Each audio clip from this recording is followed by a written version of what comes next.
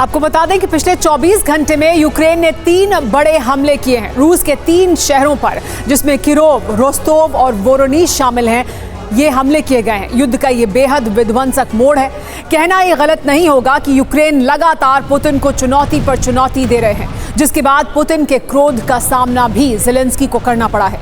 तो इस बीच टेंशन रूस के परमाणु प्लांट पर भी है, जिसको लेकर रूस का ये दावा है कि यूक्रेन इस प्लांट पर हमले की फिराक में है।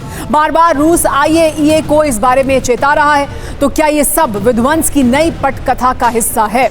इसी से जुड़ी एक बड़ी खबर भी आपको बता दें। रोस्तोव में एक बार फिर ऑयल डिपो पर हमला किया गया है। ड्रोन अटैक के बाद ऑयल टैंक में धमाका हुआ है। हमले के बाद ऑयल डिपो में भीषण आग लगी। रोस्तोव में ये बड़ा हमला किया गया और इसकी वजह से ड्रोन अटैक के बाद ऑयल टैंकर में धमाका लग गया हुआ। देखिए, ये तस्वीरें सामने आई हैं किस तरह से हमले के बाद ऑयल डिपो में एक बड़ा धमाका हुआ है। ऑयल टैंकर में धमाका होने की वजह से धुएं का गुबार दूर तक उठता हुआ दिखाई दिया।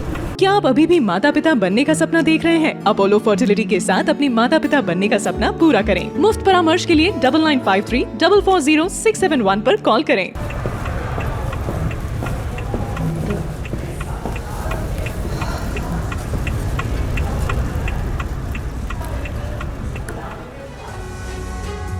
युद्ध के मैदान से एक और बड़ी खबर डोनेस्क से। डोनेस्क में यूक्रेनी सैन्य ठिकानों पर अटैक किया गया है। रूस का यूक्रेनी सेना के वाहन पर प्रहार देखने को मिला है। वाहन में सेना का गोला बारूद रखा हुआ था, जिस वाहन पर हमला किया गया। हमले के बाद धमाके के साथ उड़ गया ये वाहन भी। देखिए ये तस्वीरें किस तरह से इस वाहन पर हमला किया गया। इस वाहन में गोला बारूद रखा हुआ था।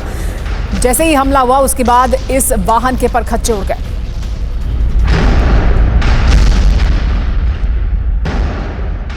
जहां एक तरफ रूस में हमले हो रहे हैं, रूस के क्षेत्र में हमले हो रहे हैं, वहीं यूक्रेन पर भी रूस लगातार हमले कर रहा है। नीप्रो में यूक्रेनी ठिकानों पर बड़ा प्रहार किया गया है। आर्टिलरी से यूक्रेनी सेना पर अटैक किया गया। रूसी हमले में यूक्रेनी सैन्य ठिकाने तबाह हो गए हैं।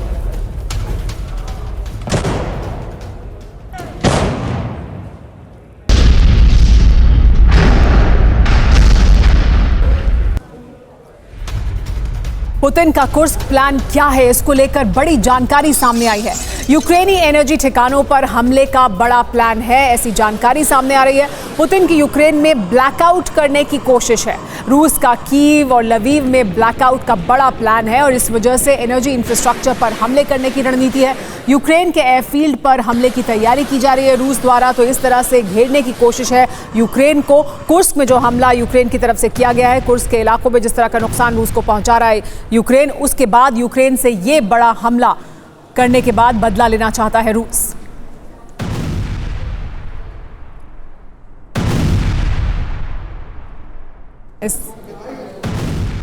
इसके अलावा चासिव्यार में यूक्रेन को बड़ी सफलता मिली है। यूक्रेन का चासिव्यार के 40% हिस्से पर कब्जा होने का दावा हुआ है।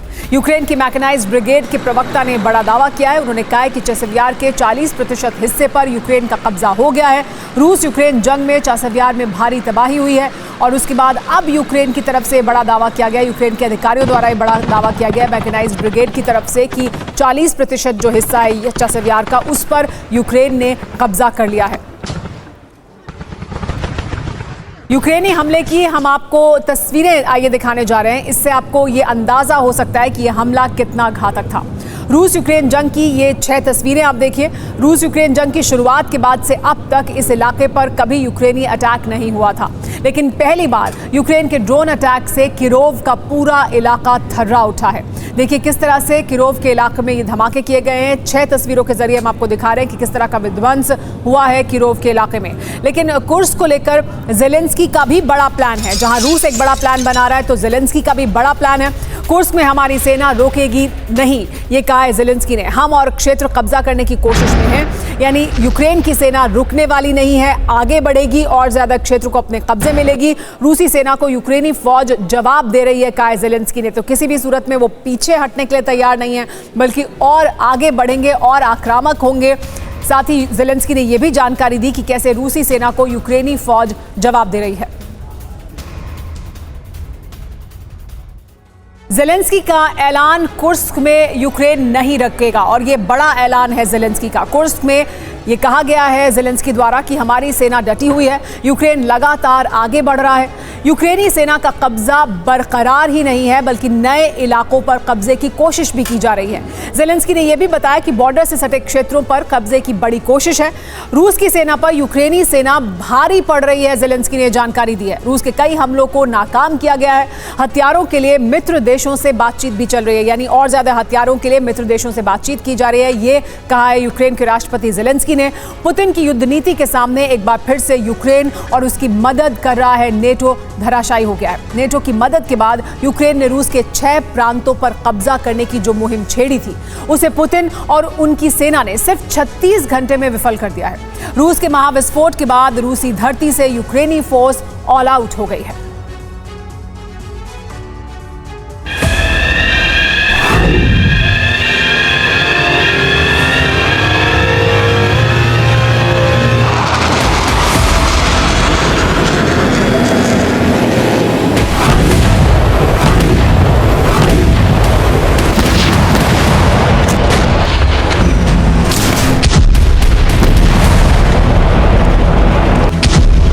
यूक्रेन और नेटो के प्लान पर पानी फिर गया है।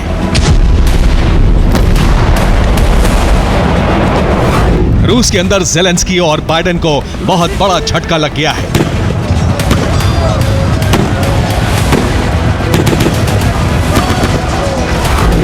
कुर्स्क समेत रूस के 6 राज्यों पर कब्जा करने का प्लान नाकाम हो गया है।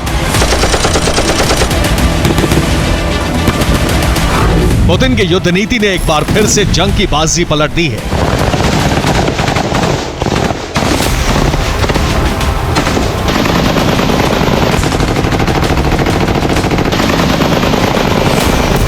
पुतिन और उनकी सेना ने नए फॉर्मूले के तहत हमला किया। यूक्रेन पर कयामत की बरसात की गई और इसी के साथ रूस के अंदर घुसी यूक्रेनी सेना पीछे हटने को मजबूर हो गई।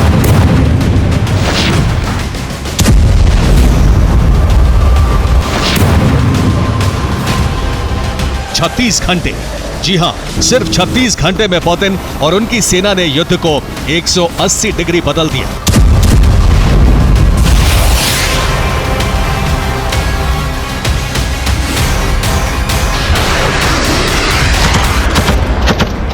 सिर्फ 36 घंटे के अंदर यूक्रेनी फौज की कमर कुछ इस कदर टूट गई है कि उसे रूसी धरती से अपने कदम अब वापस खींचने पड़ रहे हैं।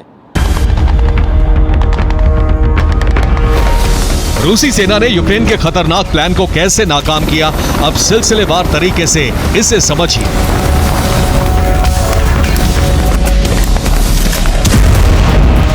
रूस ने कुर्स्क के उस सुजान ट्रेनिंग सेंटर को तबाह कर दिया जिस पर यूक्रेन ने कब्जा कर रखा था। हमले में दर्जनों यूक्रेनी सैनिक मारे गए। कुर्स्क में ही रूस ने लैंसर ड्रोन से भीषण हमला कर यूक्रेन के 3 सैन्य वाहनों को तहस नहस कर दिया। रूसी सेना ने कुर्स्क में ही यूक्रेन के हथियार डिपो को ध्वस्त कर दिया। रूस ने Mi-28 हेलीकॉप्टर से बमबारी कर यूक्रेनी हथियारों की कब्र खोद दी। कुर्स्क में घुसपैठ कर रही यूक्रेन की नई सैन्य टुकड़ी को रूस ने Su-34 से वज्रपात कर रोक दिया। कुर्स्क में रूस ने 30,000 नए सैनिक भेज दिए हैं जो यूक्रेनी सैनिकों को चुन चुन कर मौत बांट रहे हैं।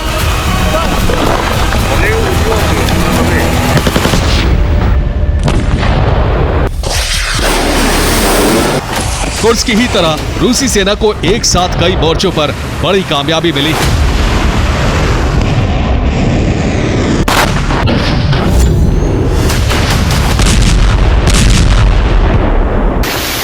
रूस को बेलगोरोद से यूक्रेनी सेना को हटाने में कामयाबी मिल गई है। बेलगोरोद में यूक्रेनी सेना पूरी तरह से साफ हो गई है। देर रात रूस ने बेलगोरोद में घुसपैठ की एक बड़ी साजिश को भीषण रक्तपात कर फेल कर दिया।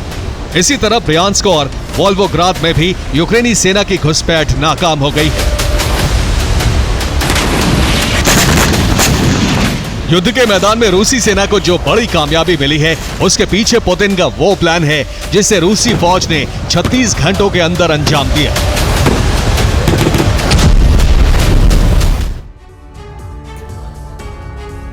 पुतिन ने जो प्लान बनाया उसकी वजह से रूसी धरती सिर्फ 36 घंटों के अंदर ही यूक्रेनी फोर्स से मुक्त हो गई है।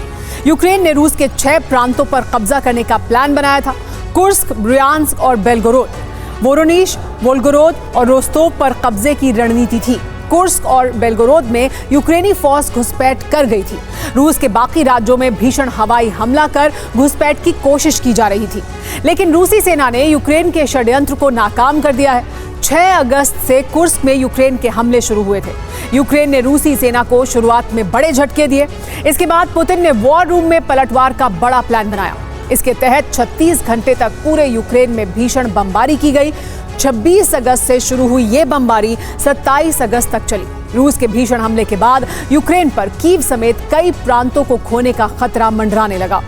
जबरदस्त हमला कर रूस ने यूक्रेनी फोर्स की सप्लाई लाइन काट दी। इससे रूस में जंग लड़ रही यूक्रेनी फोर्स को मदद और रसद नहीं मिल पा रही थी। इसके बाद रूस ने 30,000 सैनिकों को भेजकर भीषण हमले शुरू कर दिए। रूसी एयरफोर्स ने फैब 1500 बॉम्ब की जबरदस्त बरसात की और इस तरह रूस ने अपने सभी प्रांतों को सुरक्षित कर लिया।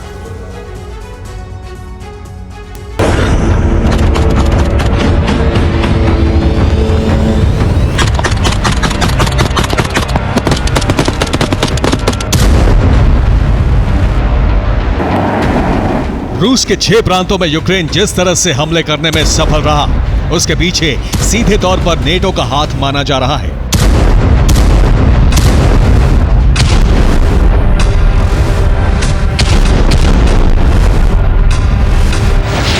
रूसी सिक्योरिटी काउंसिल के सेक्रेटरी सर्गेई शोइगु ने कहा है कि पश्चिम रूस में राजनीतिक अस्थिरता लाना चाहता है।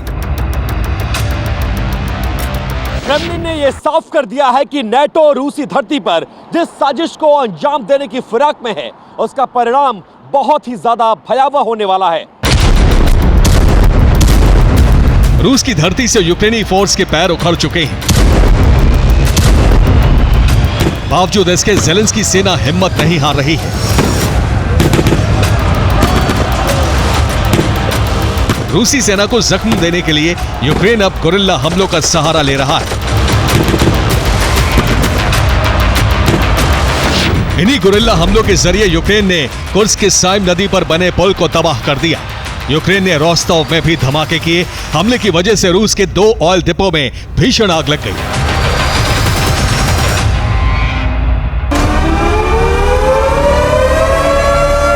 नेटो की षड्यंत्र की वजह से सबसे बड़ा खतरा कुर्स्क न्यूक्लियर पावर प्लांट पर मंडरा रहा है।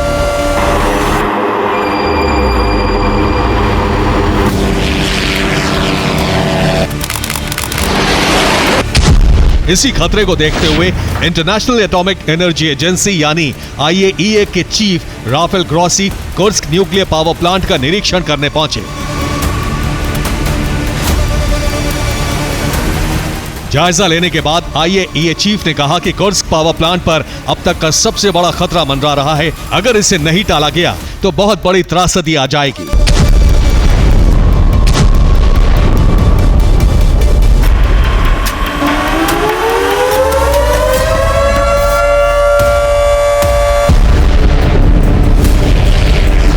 जाहिर है, अगर कुर्स्क न्यूक्लियर पावर प्लांट पर हमला हुआ तो पुतिन और उनकी सेना एक ऐसे परमाणु युद्ध की शुरुआत कर देगी जिसकी कल्पना ना तो ज़ेलेंस्की ने की होगी और ना ही बाइडेन ने।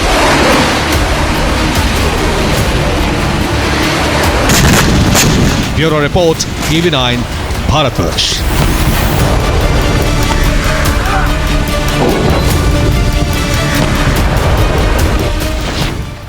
काला सागर में रूस की जंगी तैयारी चल रही है। रूसी नॉर्दर्न फ्लीट के युद्धपोत का अभ्यास हो रहा है। यहाँ पर मरीन ड्रोन अटैक नाकाम करने का अभ्यास किया जा रहा है काला सागर में। और रूस की जंगी तैयारी इस वजह से है क्योंकि मरीन ड्रोन का इस्तेमाल किया जा रहा है यूक्रेन द्वारा। तो मरीन ड्रोन अटैक को नाकाम करने के लिए किया जा रहा है ये युद्धाभ्यास नॉर्दर्न फ्लीट द्वारा काला सागर में रूस की। वहीं दूसरी तरफ कुर्स्क में रूस का घातक हमला देखने को मिला है। रूसी आर्टिलरी अटैक में यूक्रेन को नुकसान पहुंचा है। रूसी हमले में कुछ विदेशी सैनिक ढेर हो गए हैं। अमेरिका, ऑस्ट्रेलिया और ब्रिटेन के भाड़े के सैनिक यहां पर ढेर कर दिए गए रूस द्वारा, इसकी जानकारी दी जा रही है। ये कुर्स्क में जो रूस द्वारा बड़ा हमला किया गया उसके बाद इस तरह की जानकारी निकलकर सामने आ रही है, जिसमें विदेशी सैनिक भी इस हमले में शिकार हुए हैं। अमेरिका, ऑस्ट्रेलिया और ब्रिटेन के भाड़े के सैनिक ढेर हो गए हैं।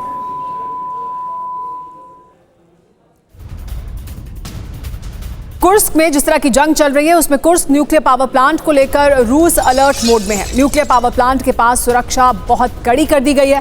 न्यूक्लियर पावर प्लांट के पास के सभी रास्ते बंद कर दिए गए हैं। प्लांट के पास अति प्रतिबंधित क्षेत्र में एंट्री बंद है। न्यूक्लियर प्लांट पर यूक्रेन कर सकता है बड़ा हमला, ये कहना है रूस का, और इसी वजह से इस पूरे इलाके में हाई अलर्ट मोड में है रूस।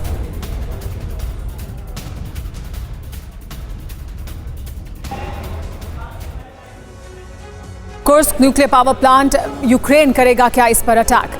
कुर्स्क न्यूक्लियर पावर प्लांट पर हमले की आशंका बढ़ती जा रही है। न्यूक्लियर प्लांट पर यूक्रेन अटैक कर सकता है, ये कहा जा रहा है। रूसी सेना ने प्लांट की सुरक्षा को और कड़ा कर दिया है। न्यूक्लियर प्लांट के आसपास के सभी रास्ते बंद कर दिए गए हैं। सभी एंट्री पॉइंट पर रूस की नाकेबंदी है। हमला मुमकिन क्यों है, ये एक बड़ा सवाल है, और इसके क्या तर्क सामने आ रहे हैं वो सुनिए। कुर्स्क प्लांट में कंक्रीट की मोटी दीवार नहीं है। प्लांट को मिसाइल और ड्रोन से उड़ाना बहुत आसान है। ज़ैपोरिज़िया प्लांट पर पहले भी हमला हो चुका है और इस वजह से कहा जा रहा है कि कुर्स्क पर भी हमला हो सकता है। यूक्रेनी सेना पर हमले का आरोप लगा था तब जब ज़ैपोरिज़िया प्लांट पर हमला किया गया था। कुर्स्क प्लांट पर भी वैसे ही हमले की आशंका अब रूस जाहिर कर रहा है। अगर हमला हुआ तो क्या होगा? रूस आग बबूला हो जाएगा। इसके अलावा यूक्रेन पर हमले और ज्यादा तेज होंगे। राजधानी कीव पर बड़ा हमला किया जा सकता है और ये आशंका जाहिर की जा रही है अगर रूस जिस खतरे की बात कर रहा है वैसा कुछ होता है तो। लेकिन कुर्स्क के बदले का दूसरा एपिसोड भी शुरू हो चुका है। रूस ने यूक्रेन के 15 शहरों पर हमले किए। हमले इतने विध्वंसक थे कि खार्किव से लेकर कीव तक कोहराम मच गया। हालात ऐसे हो गए कि जान बचाने के लिए हजारों लोग अंडरग्राउंड स्टेशन में जा पहुंचे।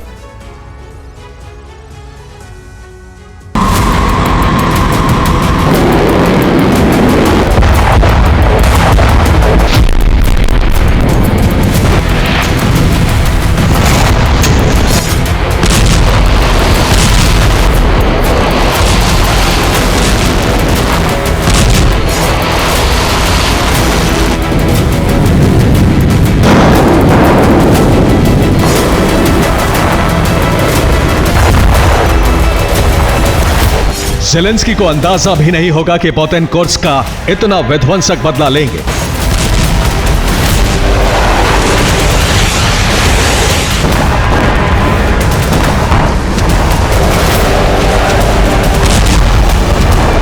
लगातार दूसरी रात रूस ने यूक्रेन पर ताबड़तोड़ हमले किए।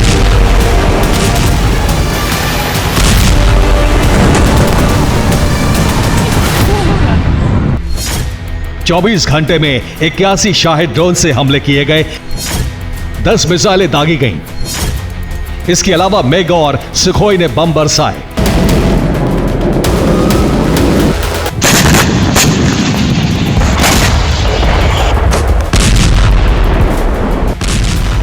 इतनी तबाही के बाद भी कुर्स्क का बदला पूरा नहीं हुआ। रूस यूक्रेन का संपूर्ण विनाश करने पर आमादा है।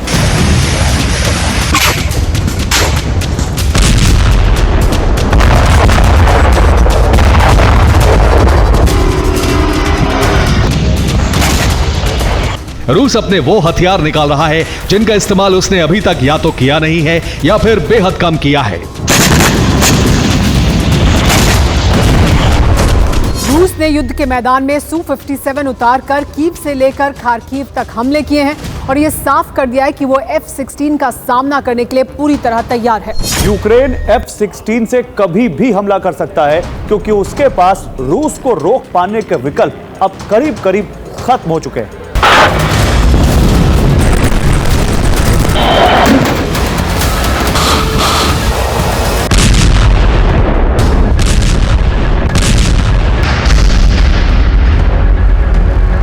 जबकि रूस के पास यूक्रेन को तबाह करने के लिए कई विकल्प मौजूद हैं, जिनका इस्तेमाल वो लगातार कर रहा है।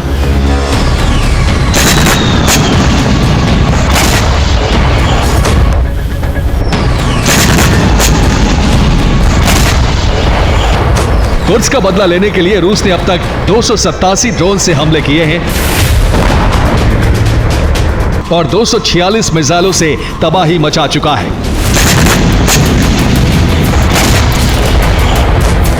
इतनी भारी तबाही के बाद भी रूस रुका नहीं है। उसने ज्यादा नुकसान पहुंचाने के लिए मिसाइलों को बेहद घातक बना लिया है। रूस ने कैलिबर मिसाइल में क्लस्टर बॉम्ब फिट किए हैं जिससे से ज्यादा विध्वंस किया जा सके। रूस के टारगेट पर अब यूक्रेन का एनर्जी सेक्टर है, जिसे तबाह करके वो यूक्रेन को अंधेरे में डुबो देना चाहता है।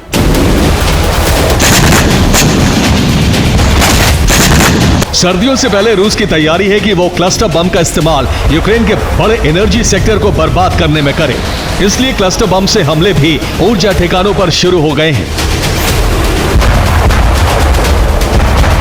यूक्रेन पर रूस ने इतनी तबाही मचाई है कि कई शहरों से लोग तेजी से भाग रहे हैं या बंकरों में छुप रहे हैं। इन तस्वीरों को देखिए, ये कीव के अंडरग्राउंड रेलवे स्टेशन की है, जहां 26 अगस्त से 52,000 से ज्यादा लोग जान बचाने के लिए छिपे हुए हैं। इनमें 4,500 बच्चे हैं। यानी अब रूस खार्किव से लेकर कीव तक संपूर्ण विनाश का इरादा कर चुका है। रूस ने हथियारों का प्रोडक्शन बढ़ा दिया है। इसके अलावा नॉर्थ कोरिया से भी हथियारों की बड़ी खेप पहुंच रही है।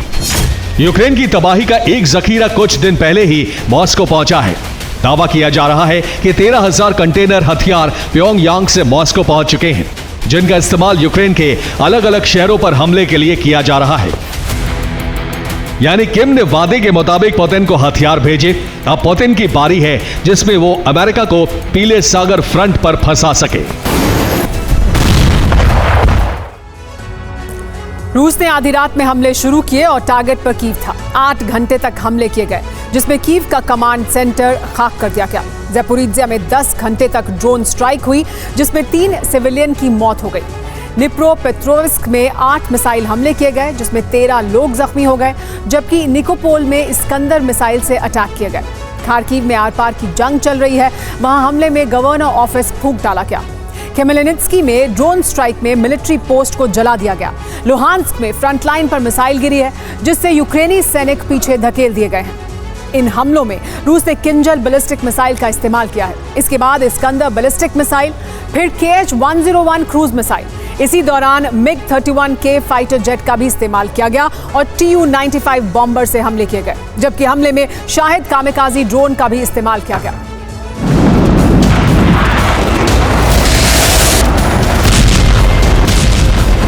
रूस के हमलों से कितना खौफ है वो इन बच्चों के चेहरे से झलक रहा है। अपने घरों को छोड़कर जान बचाने के लिए पूरा का पूरा परिवार इस तरह जिंदगी गुजार रहा है, लेकिन इन्हें डर है रूसी सैनिक यहां भी कभी भी पहुंच सकते हैं। इसलिए अब ये कीव छोड़कर जाने वाले हैं। कीव से लेकर खार्किव तक यही हाल है। हालांकि ज़ेलेंस्की अभी भी जिद पर अड़े हैं। वो अभी भी रूस की तबाही का ख्वाब देख रहे हैं। अब ज़ेलेंस्की ने कीव समेत कई दूसरे इलाकों की सुरक्षा के लिए F-16 तैनात कर दिए हैं। रूस का दावा है कि 27 अगस्त को पहली बार F-16 जेट से यूक्रेन ने रूस की मिसाइलें इंटरसेप्ट की।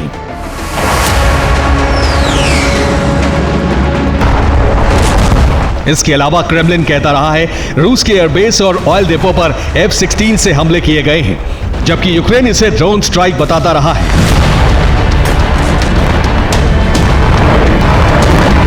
दरअसल यूक्रेन F-16 की तैनाती के जरिए एयर डिफेंस सिस्टम की कमी पूरी करना चाहता है, क्योंकि रूस ने यूक्रेन को नेटो से मिले करीब हर डिफेंस सिस्टम को तबाह कर दिया है। यूक्रेन F-16 के साथ अमेरिका से मिली जैसम मिसाइलें भी हमले के लिए वॉर रेडी कर दी हैं। जैसम मिसाइलें एयर टू एयर हमला करने में सक्षम है। यूक्रेन ने दावा किया है कि जैसम मिसाइलों से वो रूस की मिसाइलें इंटरसेप्ट कर रहा है। खुफिया रिपोर्ट यह भी है कि नेटो देशों से यूक्रेन पहुंचे पायलट मिसाइल इंटरसेप्ट ऑपरेशन को अंजाम दे रहे हैं, क्योंकि यूक्रेन के पायलट्स को F-16 उड़ाने का ज्यादा अनुभव नहीं है। यूक्रेन अब फाइटर जेट के अलावा कॉम्बैट पायलट भी आउटसोर्स कर रहा है। इसका मतलब रूस का दावा सही है कि अगर नेटो यूक्रेन की मदद बंद कर दे तो वो यूक्रेन को घंटों में परास्त कर सकता है। Bureau report, TV9, Bharatvarsh. रूस यूक्रेन युद्ध पर इस वक्त की बड़ी खबर। यूएन ने परमाणु खतरे को लेकर अलर्ट किया है। रूस यूक्रेन युद्ध में परमाणु प्लांट्स को खतरा है, कहा है यूएन ने। परमाणु प्लांट्स को लेकर बेहद चिंतित करने वाली स्थिति बनी हुई है, ये कहा गया है यूएन द्वारा।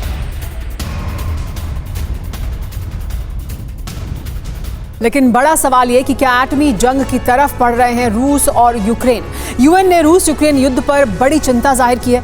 एटमी खतरे को लेकर यूएन बहुत ज्यादा चिंतित है। रूस यूक्रेन युद्ध से एटमी खतरा हो सकता है, ये चिंता जाहिर की जा रही है।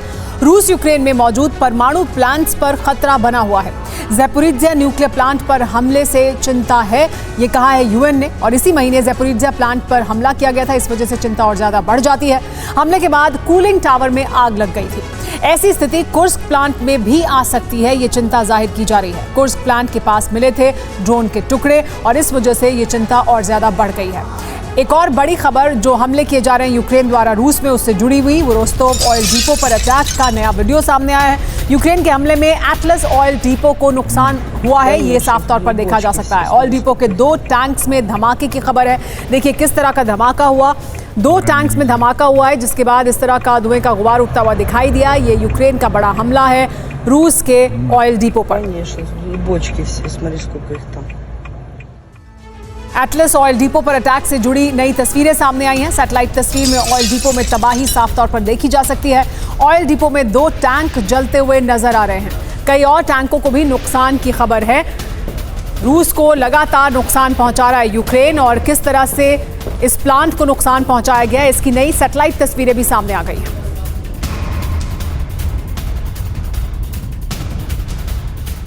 देखिए ये सैटेलाइट तस्वीरें जिसमें 2 ऑयल टैंकर में आग किस तरह से लगी हुई है एटलस ऑयल डिपो में, वो देखिए साफ तौर पर दिख रहा है। देखिए ये सारे जो टैंक्स हैं उनमें से 2 ऑयल टैंक में किस तरह से आग लगी हुई है। ये सैटेलाइट की नई तस्वीरें जिससे दिख रहा है साफ तौर पर कि रूस को कैसा नुकसान हुआ है।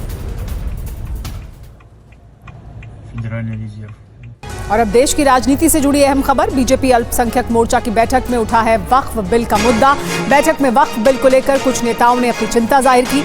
सूत्रों से खबर यह है कि कानून मंत्री किरण रिजिजू की मौजूदगी में चिंता जताई गई। अल्पसंख्यक मोर्चा के पदाधिकारियों ने कहा कि बिल लाने से पहले मशवरा करना चाहिए था। कुछ लोगों ने मांग की कि बिल से जुड़ी भ्रांतियों को दूर करने के उपाय भी किए जाएं।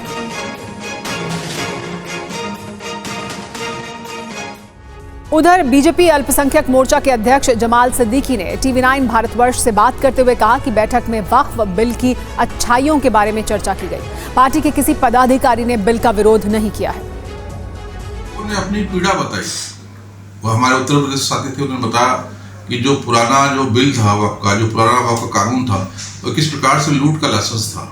वहाँ पर जो मुतवल्ली थे उनको पैसे लेकर बनाए जाते थे। जो चेयरमैन था वो 20 साल से बना हुआ था। सरकार, हमारी राज्य की सरकार चाह के उसको हटा सकती थी। जो व्यवस्था है वो नीचे से ऊपर जो था सब उनके हाथ में था कि पंद्रह सरकार चला रही सरकार से कब्जेदारी है। इस कब्जेदारी को अगर हटाना है तो बिल में संशोधन आना चाहिए। तो सभी ने एक सुर में बिल में संशोधन की तारीफ की कि हम सदस्यता अभियान के साथ साथ जो वक्फ पर कानून बन रहा है उसकी जन जागरूकता के लिए हम लोगों के बीच में जाएंगे। इस पर और ज्यादा जानकारी के लिए हमारे साथ जुड़ गए हैं TV9 भारतवर्ष संवाददाता और पॉलिटिकल एडिटर अमोद राय। अमोद, बीजेपी के लिए ये जो बैठक थी वो बहुत अहम है, क्योंकि वक्फ बिल को लेकर विपक्ष तो विरोध करता रहा है, लेकिन अल्पसंख्यक प्रकोष्ठ के जो तमाम लोग हैं, अगर वहां से भी किसी तरह का विरोध का स्वर है तो वो चिंता की बात है। क्या उनको एक मत किया जा रहा है या वो कोशिश की गई तो उसमें कितनी सफलता हुई? देखिए, निश्चित तौर पर सुमेरा, पार्टी ने जो बैठक बुलाई थी वो इसलिए बुलाई गई थी कि पार्टी सदस्यता अभियान शुरू करना चाहती है, और उसमें जो है माइनॉरिटी मोर्चा, जो अल्पसंख्यक मोर्चा है बीजेपी का, उसको एक टारगेट दिया गया है 50 लाख नए लोगों को सदस्य बनाने का। जो बीजेपी के जो सदस्य बनेंगे उसमें अल्पसंख्यकों की भूमिका 50 लाख रहेगी, ये टारगेट दिया गया। उसके लिए पूरे राज्यों से, देश के हर एक राज्यों से बीजेपी के पदाधिकारी, जो पार्टी से जुड़े हुए पदाधिकारी हैं उनको बुलाया गया था और उसमें जब ये सवाल उठा कि आखिर जो वक्फ बिल लाया गया है तो इसके बारे में हमसे मशवरा या जानकारी या हमको क्यों नहीं बताया जाता, क्योंकि ये बात जब आम जनता पूछती है उनके बीच हमको मेंबरशिप ड्राइव के लिए जाना है तो वहाँ हमसे पूछा जाता है तो मेरे पास मुकम्मल आंसर होना चाहिए, उत्तर होना चाहिए उनको बताने के लिए कि इसको हम क्यों लाए हैं और इसको लाने के पीछे मंशा सरकार की जो है वो सकारात्मक है, पॉजिटिव है और क्या इसमें कमियां थी जिससे हमको निजात मिलेगा। तो इस तरह की बातें अगर हमारा दिमाग साफ रहेगा उसके बाद ही हम वहाँ आम जनता के बीच उनको समझा सकेंगे, बोल सकेंगे। तो कुल मिलाकर ये था कि इस बैठक में जिसमें स्वयं अल्पसंख्यक मंत्री किरण रिजिजू मौजूद थे, BL संतोष जो संगठन मंत्री वो मौजूद थे, तमाम देश भर से आए हुए अल्पसंख्यक मोर्चा के लोग मौजूद थे। उसमें यह प्रश्न किया गया कि हमको इसके बारे में अवेयरनेस ड्राइव चलाना चाहिए और लोगों तक जो जाकर ये बताना चाहिए कि वक्फ बिल जो लाया गया है उनके बेहतरी के लिए है, न कि उनके लिए उनके खराबी के लिए है या जिस तरह से दुष्प्रचार किया जा रहा है उस तरह की कोई बात है। तो ये इस बैठक में बात चर्चा हुई और उसमें कई सदस्यों ने, खास करके उत्तराखंड से आए हुए सदस्यों ने, गुजरात से आए हुए जो बीजेपी के नेता हैं, उन सभी लोगों ने इस मुद्दे को उठाया और ये फैसला भी लिया गया कि मेंबरशिप ड्राइव के साथ साथ अब एक अवेयरनेस ड्राइव भी चलाया जाएगा जो वक्फ बिल के पक्ष को बताएगा, जनता के बीच जाकर बताएंगे, कैंप लगाएंगे और समझाने की कोशिश करेंगे। तो ये घटना पूरी है सुमेरा बीजेपी के तरफ से जो निकली। जी, बहुत शुक्रिया अमोद इस तमाम जानकारी के लिए। यानी मेंबरशिप ड्राइव तो शुरू की ही जाएगी, ज़्यादा से ज़्यादा अल्पसंख्यक लोगों को जोड़ा जाएगा, लेकिन साथ ही अगर कोई भ्रांतियां हैं तो उन्हें भी दूर करने के लिए एक मुहिम चलाई जाएगी और उसको भी एड्रेस किया जाएगा। इस बीच एक बड़ी खबर आ रही है कोलकाता से जुड़ी हुई। डॉक्टर रेप और मर्डर केस में बड़ी जानकारी सामने आई है। आरजीकर अस्पताल के असिस्टेंट सुपरिटेंडेंट की ऑडियो रिकॉर्डिंग सामने आ गई है। अस्पताल ने डॉक्टर की हत्या को सुसाइड बताया था, इसका सबूत सामने आ गया है। असिस्टेंट सुपरिटेंडेंट ने मृतका के माता पिता को फोन कर ये कहा कि आपकी बेटी की तबीयत खराब है, उसे इमरजेंसी में ले जाया जा रहा है। मर्डर के बाद भी परिवार को बताया गया कि शायद उसने सुसाइड किया है, उसकी तबीयत खराब है, आप लोग जल्दी अस्पताल आइए। হ্যালো, হ্যাঁ অ্যাসিস্ট্যান্ট সুপার বলছি। হ্যাঁ শুনুন, আপনাকে তখন বারবার বলছিলাম ব্যাপারটা হচ্ছে যে আপনার উনি সুসাইড করেছেন হয়তো বা কিছু মারা গেছেন। পুলিশ রয়েছে, আমরা হসপিটালে সবার সামনেই রয়েছি, ফোন করছি, আপনারা যত তাড়াতাড়ি পারবেন চলে আসুন। আমরা আসছি এক্ষুনি আসছি। হ্যাঁ খুব তাড়াতাড়ি চলে আসুন। और इस पर और ज्यादा जानकारी के लिए TV9 भारतवर्ष संवाददाता रविशंकर दत्ता हमारे साथ जुड़ गए। रविशंकर, ये बड़ी जानकारी है क्योंकि ये लगातार बात हो रही थी कि पहले ही सुसाइड बता दिया गया, परिवार को सही जानकारी नहीं दी गई, तब जबकि अस्पताल को पूरी जानकारी थी।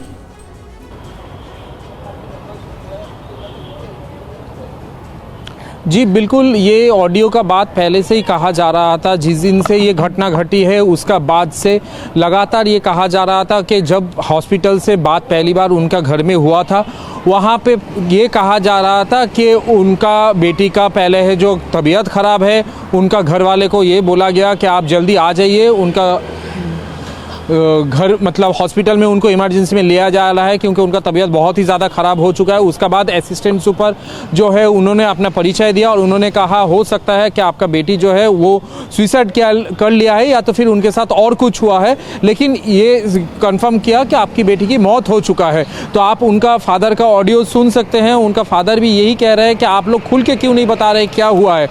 तो ये जो पहले दिन से जो कहा जा रहा था कि क्या हुआ था तो उसका आज प्रूफ मिल चुका है और ये एक बहुत बड़ी खुलासा है जहाँ पे साफ साफ हो जा रहा है कि हॉस्पिटल के तरफ से क्या कहा गया था। लेकिन ये ऑडियो इतनी दिन बाद आ रहा है इसीलिए सबके मन में एक संदेह हो रहा है। लेकिन ऑडियो उनका फादर तिलोत्तमा के पेरेंट्स जो थे एक तरफ वो थे और दूसरी तरफ यहाँ पे हॉस्पिटल के तरफ जो बातचीत हुआ है वहाँ से ये साफ हो जाती है कि यहाँ पे जो बातचीत कहा गया था वहाँ पे पहले तबीयत खराब की बात कही गई थी, उसका बाद सुसाइड कहा गया था या तो फिर और कुछ हुआ है कहा गया था। तो ये बड़ी जानकारी है इस पूरे मामले से जुड़ी हुई रविशंकर, जिसमें अस्पताल की तरफ से पहले अलग जानकारी दी गई, फिर उसके बाद पेरेंट्स को, माता पिता को सही जानकारी नहीं दी गई, तब जबकि अस्पताल को बहुत हद तक अंदाजा था कि किस तरह की स्थिति वहां पर है और उसका अब ये सबूत भी सामने आ गया। बहुत शुक्रिया रविशंकर इस तमाम जानकारी के लिए। लेकिन अब बात करते हैं आधे हिंदुस्तान में आसमानी आफत की। देश के कई राज्य कुदरत की मार झेल रहे हैं। मौसम विभाग ने गुजरात, उत्तराखंड समेत 19 राज्यों में भारी बारिश का अलर्ट जारी किया है। गुजरात में पिछले 4 दिनों से मूसलाधार बारिश हो रही है। राजकोट, वडोदरा, जामनगर, हर तरफ सैलाब का कहर है। लोग घरों में कैद हैं। राहत और बचाव की टीमें लगातार रेस्क्यू ऑपरेशन कर रही हैं। तस्वीरें हम आपको दिखा रहे हैं किस तरह से अलग अलग शहर गुजरात के इस वक्त आफत से जूझ रहे हैं। जामनगर, वडोदरा, द्वारका, भावनगर, राजकोट, पोरबंदर, इन तमाम शहरों की तस्वीरें आप देख सकते हैं। गुजरात में भारी बारिश की वजह से हाल बेहाल है। द्वारका में भी लगातार हो रही बारिश की वजह से लोगों की परेशानी बहुत बढ़ गई है। कई जगहों पर लोग फंस गए हैं। एनडीआरएफ और सेना का रेस्क्यू ऑपरेशन भी जारी है। वहीं फंसे हुए लोगों को सेना के हेलीकॉप्टर ने रेस्क्यू किया है। ये तस्वीरें सामने आई किस तरह से लोग जो फंस गए थे उन्हें सेना के हेलीकॉप्टर के द्वारा रेस्क्यू किया गया।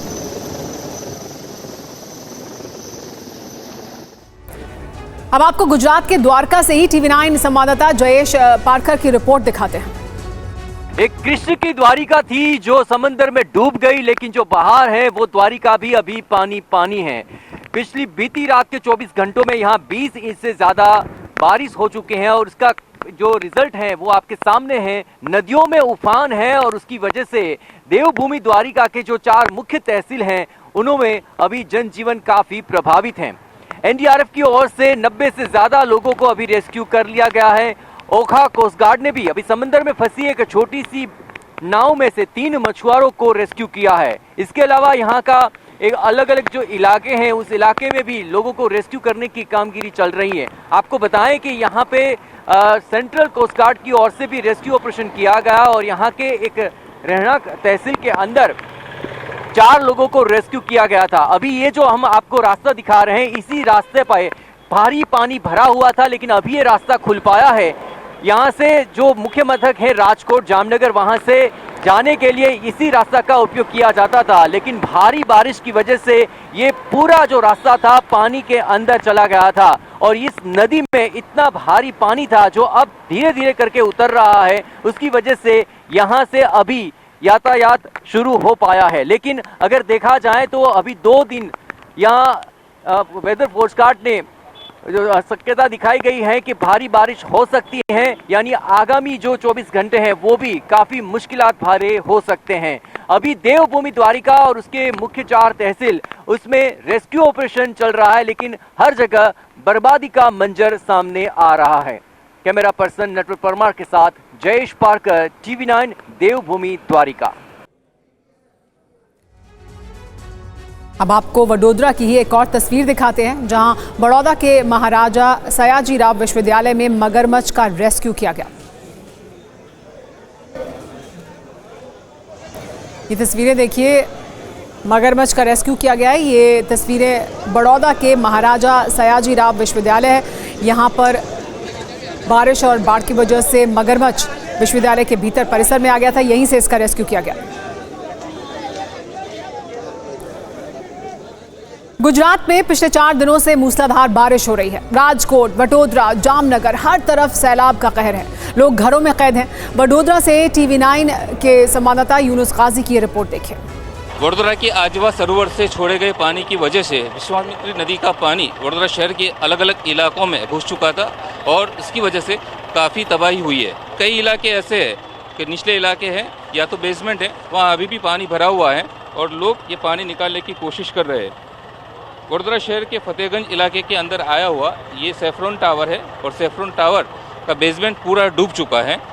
ज़्यादातर यहाँ स्टेशनरी की दुकानें हैं और काफ़ी नुकसान हुआ है।